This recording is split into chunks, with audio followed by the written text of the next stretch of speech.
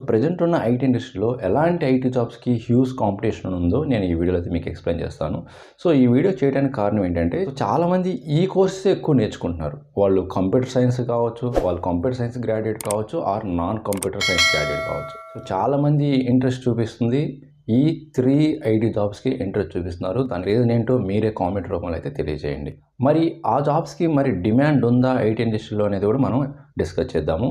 మరి ఏంటివి ఆ 3 ఐటీ జాబ్స్, బాగా కాంపిటీషన్ ఎక్కువ ఉండే ఐటీ జాబ్స్ ఏంటనేది మనం వన్ బై వన్ డిస్కస్ చేద్దాం. ఫస్ట్ ఐటీ జాబ్ ఏంటంటే బాగా కాంపిటీషన్ ఉంది, డెవాప్స్ అండి. సో, చాలామంది నాన్ కంప్యూటర్ సైన్స్ గ్రాడ్యుయేట్స్ కావచ్చు, ఆర్ కంప్యూటర్ సైన్స్ గ్రాడ్యుయేట్స్ కావచ్చు, ఆర్ కెరీర్ గ్యాప్ ఉన్న వాళ్ళు కావచ్చు, ఆర్ ఎడ్యుకేషన్ గ్యాప్ ఉన్న వాళ్ళు కావచ్చు, ఏ ఐటీ కోర్స్ నేర్చుకుంటున్నాను అడిగితే ఫస్ట్ వాళ్ళు చెప్పేది డెవాప్స్ నేర్చుకుంటున్నాను అని చెప్తున్నారు. రీజన్ ఏంటో మీరు కామెంట్ రూపంలో తెలియచేయండి. సో, నాకు తెలిసి ఎందుకు నేర్చుకుంటున్నారంటే, చాలామంది సజెస్ట్ చేస్తారు. ఎందుకంటే కెరీర్ గ్యాప్ ఉన్నోళ్ళు కెరీర్ గ్యాప్ ఎవరికైతే ఎక్కువ ఉంటుందో 7 ఇయర్స్, 6 ఇయర్స్, 4 ఇయర్స్ ఇలాగా. సో, వాళ్ళు ఏం చేస్తున్నారు, కెరీర్ గ్యాప్ ఉన్న తర్వాత programming are development side IT jobs select చేసుకోవటం చాలా టెన్షన్ పడుతుంటారు. ఎందుకంటే అలాంటి జాబ్స్ నేను చేయలేనని.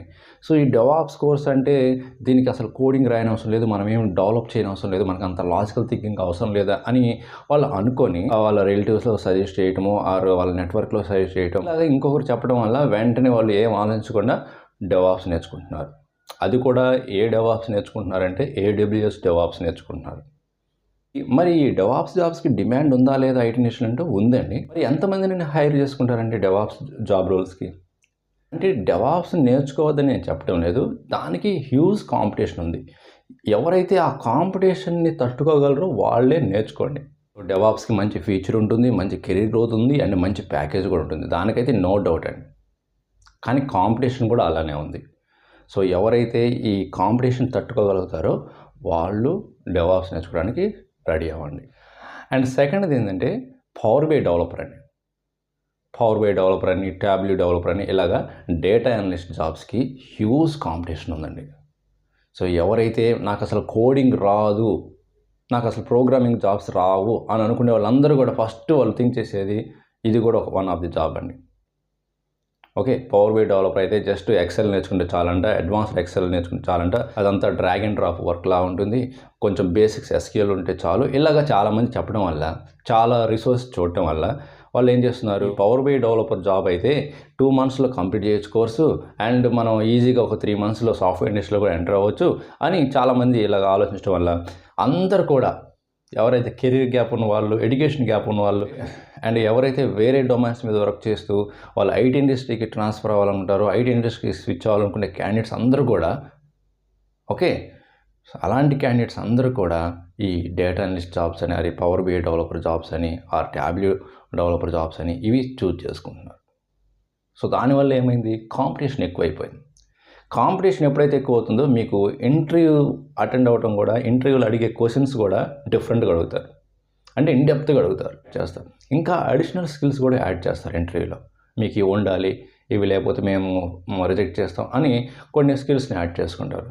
మీరు గమనించారో లేదో, so 6 months back or 1 year back power BI developer job అంటే only power BI skills and advanced Excel వస్తే చాలు అనేవాళ్ళు.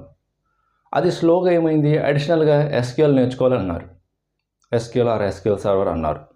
మళ్ళీ దానికి ఇంకా అడిషనల్గా ఏం యాడ్ చేస్తున్నారు, పవర్ యాప్స్ రావాలి, ఆర్ సమ్ అదర్ స్క్రిప్టింగ్ రావాలి, ఆర్ పైథాన్ ప్రోగ్రామింగ్ రావాలి, ఆర్ SSRS రావాలి, SSIS రావాలి, ఇలాగా కొన్ని స్కిల్స్ని అడిషనల్గా యాడ్ చేసుకుంటూ వస్తున్నారు.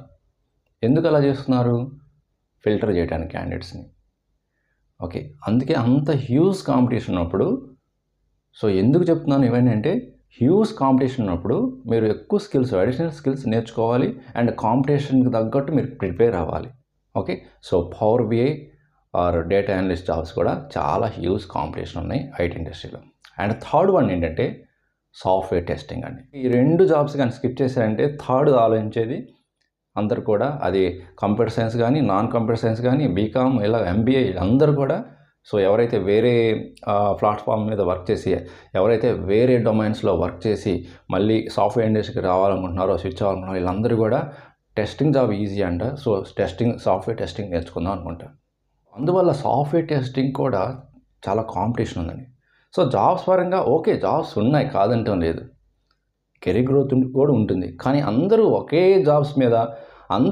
జాబ్స్‌గా నేర్చుకుంటే ఎంతమందికని జాబ్ ఓపెనింగ్స్ అంటూ ఉంటాయండి. ఇక్కడ నా మెయిన్ ఇంటెన్షన్ ఏంటంటే ఏదైతే కోర్స్ నేర్చుకుంటున్నారో అది అంత కాంపిటీషన్ ఎక్కువ ఉన్నప్పుడు మీరు దానికి తగ్గట్టు అడిషనల్ స్కిల్స్ దానికి తగ్గట్టు మీరు ప్రిపేర్ అవ్వాలి.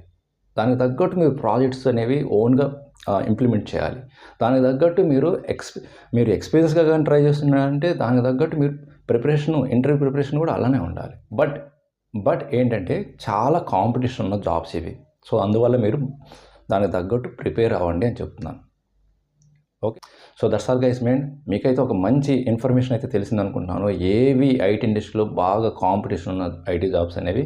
సో దానికి తగ్గట్టు డిమాండ్ కూడా ఉన్నాయి జాబ్స్. సో మీరు ఆ కాంపిటీషన్ తట్టుకోవాలంటే దానికి తగ్గట్టు మీరు ప్రిపేర్ అవ్వాలి. వీడియో కానీ మీకు నచ్చినట్లయితే మర్చిపోకుండా లైక్ బటన్ ఇచ్చేయండి. మీ ఫ్రెండ్స్ అందరికి షేర్ చేయండి.